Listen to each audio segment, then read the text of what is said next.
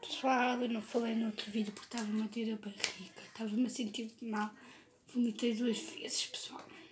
Mas já estou a falar. Pessoal, no vídeo de hoje, né? É a continuação do outro vídeo. Eu vou mostrar este slime que eu consegui consertar também. Já faz. Eu vou esticar para Tem aqui um. Só que esse não está lindo, maravilhoso. Eu vou esticar este para fazer Bubble Pops. Já faz Bubble Pops. Quem sabe o que é Bubble Pops, deixa aqui em baixo. Nos comentários. O que ela está a fazer, pessoal? Para fazer na roupa, pessoal. Pessoal, está bem grande. Já esticar bem.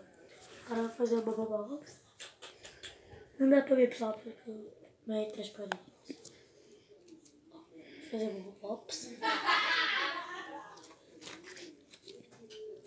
Ai, fogo, até saltou isto.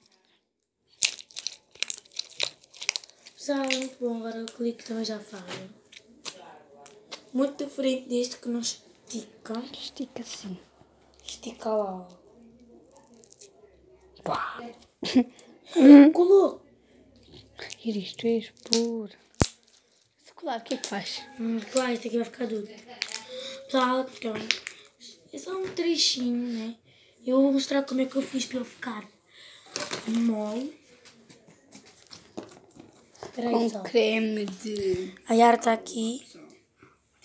Calma aí, não está Vai dizer que não estica. Estica assim. Viste, não é? Pessoal, olha aqui. Abre isso, faz favor. Vou mostrar, pessoal. Pessoal, estou aqui com mais um vídeo, pessoal. Ai, eu pensava que era slime. É para meter aqui, bacana. Pensava que era slime, fiz assim. Não é para tu meter, é para eu meter. Toma. Isto aqui não se põe creme. Pessoal, agora estica muito. Pessoal, eu estou a meter creme. Vou pôr um coxo aqui. Não, aqui dentro não. Não. Ok, podes meter. Se eu não meter neste, não posso meter nesse. Pessoal, olha. Eu fiz assim, depois eu fiz assim. Depois eu fiz assim. Já não precisas assim, nível. Já não precisas do nível. Tem que ir na nível.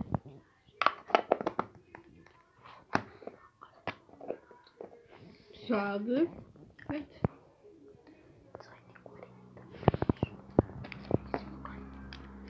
Pessoal, espero. Este foi o vídeo, pessoal. Oh, pessoal, vai ficar momo.